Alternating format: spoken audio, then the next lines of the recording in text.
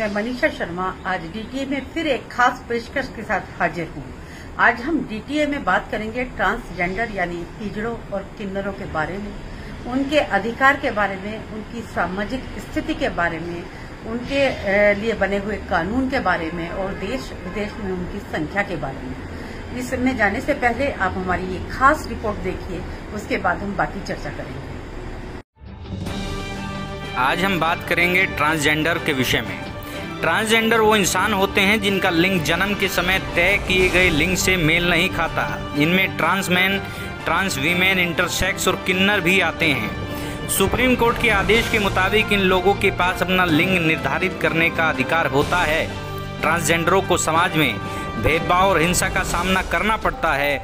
इसको रोकने के लिए सरकार कानून बनाना चाहती है और बिल में ट्रांसजेंडरों की परिभाषा भी सरकार ने तय कर दी है। पहले लाए गए बिल के मुताबिक ट्रांसजेंडर व्यक्ति ऐसा व्यक्ति है जो न तो पूरी तरह से महिला है और न ही पुरुष। वह महिला और पुरुष दोनों का संयोजन भी हो सकता है या फिर दोनों में से कोई नहीं। इसके अतिरिक्त उस व्यक्ति का लिंग जन्म के समय नियत लिंग से मेल नहीं खाता और जिसमें ट्रांसमैन परा पुरुष और ट्रांस वीमेन परा स्त्री और इंटरसेक्स भिन्नताओं और लिंग विलक्षणताओं वाले व्यक्ति भी आते हैं। इस बिल के मुताबिक ट्रांसजेंडर व्यक्ति वो है जिसका जेंडर उसके जन्म के समय निर्धारित हुए जेंडर से मैच नहीं करता। इनमें ट्रांसमैन, ट्रांस वीमेन, इंटरसेक्स या जेंडर क्वियर और सोशियो कल्चर आइडेंटिटी जैसे हिजड़ा और किन्नर से संबंध रखने वाले लोग भी शामिल हैं। जबकि ट्रांसजेंडर समुदाय का कहना है कि हर व्यक्ति को लिंग पहचान करने का अंतिम अधिकार होना चाहिए। इस अधिनियम से जुड़ी सबसे बड़ी समस्या यह है कि इसमें ट्रांसजेंडर आइडेंटिटी के लिए सर्टिफिकेट लेना होगा। इसके लिए डिस्ट्रिक्ट मजिस्ट्रेट के पास आवेदन करना होगा, जिसके बाद मेडिकल जांच होगी और फिर सर्टिफिकेट जारी किया जाएगा। इसमें एक रिवाइज सर्टिफिकेट का भी प्रावधान है। यह केवल तब होगा जब एक व्यक्ति जेंडर कंफर्म करने के लिए सर्जरी करवाता है। उसके बाद सर्टिफिकेट में संशोधन होगा। इसे समुदाय अपने निजता के अधिकार के हनन के रूप में देख रहा है और इसके खिलाफ बहुत सारे आंदोलन भी इस समाज ने किए हैं। इस बिल का विरोध इसलिए भी हुआ क्योंकि इसमें ट्रांसजेंडर को रिजर्वेशन के दायरे में नहीं रखा गया, जबकि सुप्रीम कोर्ट ने नालसा जजमेंट में समुदाय को ओबीसी का दर्जा देकर आरक्षण की बात कही थी, लेकिन इस बिल में ऐसी कोई व्यवस्था नहीं की गई। ग्रेस बानो, ट्रांसजेंडर एक्टिविस्ट का कहना है कि इस बिल में सरकार ने सुप्रीम कोर्ट के फैसले को दरकिनार करते हुए हमें हमारे अधिकारों से वंचित कर दिया है। हमें काफ़ी निराशा हो रही है। इस बिल के साथ सरकार ने साबित कर दिया है कि वो अल्पसंख्यकों के खिलाफ है। ट्रांस एक्टिविस्ट विक्रम ने न्यूज क्लिक से बात में ये कहा कि बिल ट्रांस लोगों की हत्या करने जैसा है। ये बिल पूरी तरह से समुदाय के खिलाफ है। इस बिल को लेकर ट्रांस समुदाय ने 3-4 राउंड में सुझाव दिए थे, लेकिन सरकार ने सबको नज़रअंदाज कर दिया। हमारे समुदाय के बिल को सरकार हमारे सुझाव के बगैर कैसे बना सकती है? हमारे लिए ये बिल केवल एक कोरा कागज है। ये ट्रांस लोगों की ज़िंदगी बदतर कर देगा। ये बिल सेल्फ आइडेंटिफिकेशन राइट नहीं देता है, जैसा कि 2014 के फैसले में कहा गया था। हमें आईडी कार्ड के लिए मजिस्ट्रेट के पास जाना होगा और अगर हमें आदमी या औरत का कार्ड चाहिए तो मेडिकल अफसर हमारे शरीर की जांच करेगा। ये अपने आप में अपमानजनक है। इस बिल में ट्रांसजेंडर रिहेबिलिटेशन सर्जरी जनगणना 2011 का आधार को लेकर भी ट्रांसजेंडर समुदाय में खासा रोष है।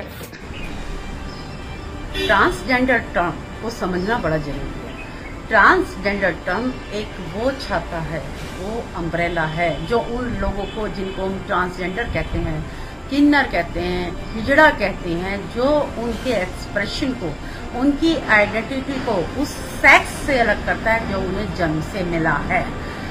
स्त्री पैदा हुई है या पुरुष पैदा हुआ है, लेकिन बड़े होकर ना वो स्त्री है ना पुरुष है, एक बीच का सेक्स रिफ्लेक्ट करता है, वही लोग ट्रांसजेंडर कहलाते हैं। भारत में ट्रांसजेंडरों की संख्या 4,90,000 के करीब है। वहीं बांग्लादेश में 10,000 से 5 लाख तक पहुंच गई है और यूएस में ये संख्या तकरीबन 5 लाख है। इसी तरह जर्मनी, कनाडा, यूके, इन सब जगह ट्रांसजेंडर्स की एक कंसिडरेबल संख्या है। फिर भी ये कम्युनिटी जो है पूरे हमारे सभ्य समाज में बहुत विक्षिप्त है, बहुत नेग्लेक्टेड है, हैरेस्ड है, टॉर्चर्ड है। उपहास का पात्र बनती है। कहीं से भी चले जाते हैं, कहीं आते जाते हैं, शादी ब्याह में नाचते हैं, बच्चे पैदा होने पे नाचते हैं, चौराहों पर भीख मांगते हुए देखा है। सरकार ने इनके लिए अभी तक कोई खास मापदंड नहीं बनाए और जो कुछ नियम कानून बने हैं उन पर भी बहुत सारे इसंडवट पैदा हो गए हैं।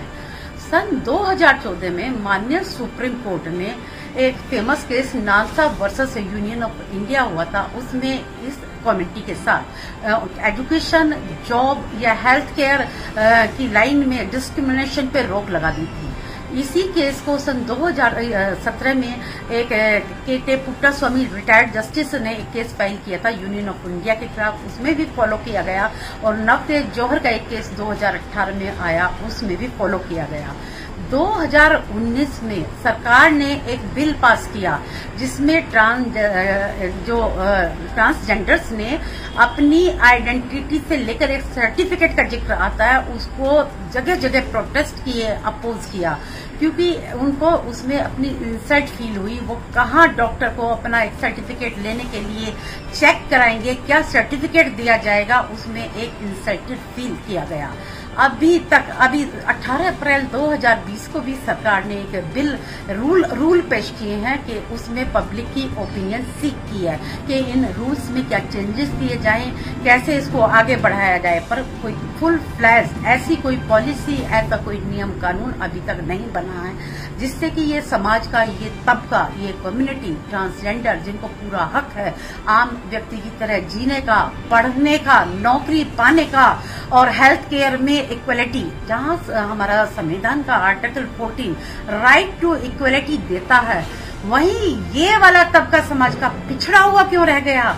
क्या हम सबको मॉरल स्तर पे, एथिकल स्तर पे और अपने देश के एक नागरिक होने के नाते इनके बारे में नहीं सोचना चाहिए? इनके लिए विशेष प्रकार से कानून बनने चाहिए।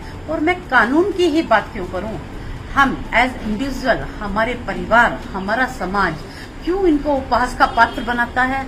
ये तबका बिल्कुल हिल गया जब बैगिंग जो है एक क्रिमिनलाइजेशन हुआ कि वो 80% लोग भीख मांगकर शादियों में, ब्याह में, चौराहों में, टाइम टू टाइम, जगह जगह आप बड़े बड़े मेट्रोपॉलिटन सिटी, दिल्ली, मुंबई और बड़े शहरों में चौराहे पर इनको देखते होंगे।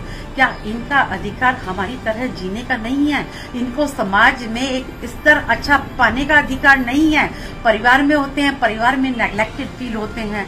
जब तक जितना टाइम परिवार में रहते हैं, परिवार में उपहास का पात्र बनते हैं। खुद अपने भाई बहनों, चाचा ताऊ, यहाँ तक कि कई जगह तो माँ बाप के बीच भी एजुकेशन लेना चाहते हैं तो एजुकेशनल इंस्टीट्यूशन में 2014 से पहले कोई ऐसा डिस्क्रिमिनेशन होता था, कोई इनको आजादी नहीं थी। अगर पहुंच भी गए आज अगर एजुकेशनल इंस्टीट्यूशंस में, तो वहां पढ़ने वाले सहपाठी उन्हें उपहास का पात्र बनाते हैं। इसी तरह हेल्थ केयर पॉलिसीज में डॉक्टर के सामने अलग अलग जगह उपहास का पात्र बनते हैं। क्या आज का सभ्य समाज ये है? जब बहुत सारी चीजों में इतने आरक्षण है, इतनी पॉलिसीज हैं, सरकार हर तबके को ऊंचे उठाने के लिए इतने कदम उठा रही है, कानून बन रहे हैं, नियम बन रहे हैं, एनजीओ बन रहे हैं, तो समाज का ये ही तबका क्यों पिछड़ रहा है? क्यों हम अपनी नैतिकता भूल जाते हैं, अपनी सभ्यता भूल जाते हैं कि इनको भी उतना ही अधिकार है जितना हम सबको है जीने का? इनको भी वो ही सब राइट्स मिलने चाहिए जो हम सबको मिले हैं। मेरी इस आज डीटीए के प्लेटफॉर्म से आप सबसे यही गुजारिश है, आपके आसपास, आपके शहरों में, आपके मोहल्ले में, गलियों में, आपके इलाके में आप आए दिन ट्रांसजेंडर्स को देखते होंगे। प्लीज इनको उपहास का पात्र मत बनाइए और जो कुछ भी नियम कानून इनके लिए बन सकते हैं, जो सरकार ने इनवाइट किए हैं, रूल्स के अकॉर्डिंग पब्लिक के व्यूज जो सरकार ने मांगे हैं, उनमें नैतिकता को ध्यान में रखते हुए, इनके अधिकार को ध्यान में रखते हुए, कॉन्स्टिट्यूशनल राइट को ध्यान में रखते हुए अपने सुझाव दें। और आज कसम खाएं मेरे साथ कि कभी भी इस कम्युनिटी को उपहास का पात्र नहीं बनाएंगे। आज के लिए सिर्फ इतना ही। जय हिंद, जय भारत।